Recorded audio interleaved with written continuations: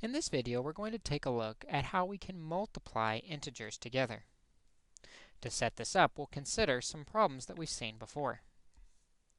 First, I want to remember that multiplication means repeated addition. In other words, when we consider 3 times negative 5, what that really means is we're adding negative 5 3 times. Negative 5 plus negative 5 plus negative 5. And we know from experience with addition that if we add a bunch of negatives, we still have a negative. 5, 5, and 5 is 15. We have negative 15. Before we summarize, let's move on to consider negative 3 times 5. It's odd to think about adding negative 3 of these 5's together, so rather than thinking of this as a negative, let's think about that as an opposite. We want the opposite of whatever 3 times 5 is. This means we have the opposite of 3 5's. 5 plus 5 plus 5. Well, the 3 5's are 15, and if we take the opposite of it, we get negative 15 for a solution. We can combine both of these ideas together as we multiply negative 3 times negative 5. This means we have the opposite of 3 negative 5's. Negative 5 plus negative 5 plus negative 5. Which means inside the parentheses here, we've got negative 15, a whole bunch of negatives. But on the outside of the parentheses, we want the opposite of that. And the opposite of negative 15 is positive 15. And this kind of idea introduces or suggests the pattern we're going to use when multiplying our integers together. When we had different signs, well, actually, let's do same signs first. When we had the same sign, a negative times a negative, we ended up with a positive solution. When we have the same sign, the answer is positive.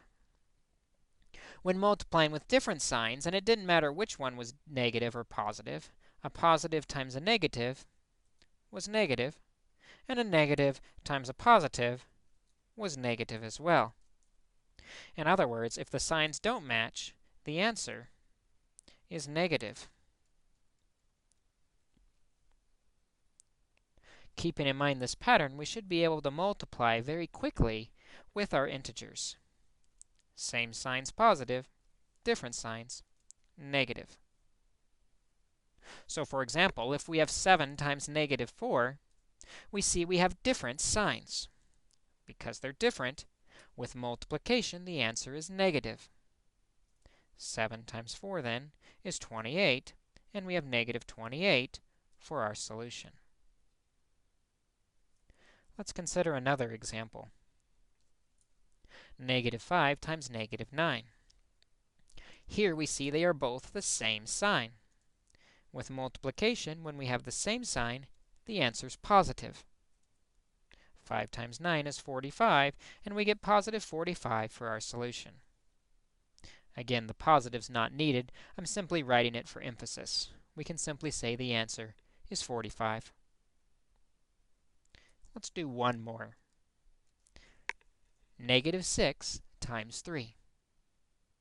Notice we have a positive times, a negative times a positive.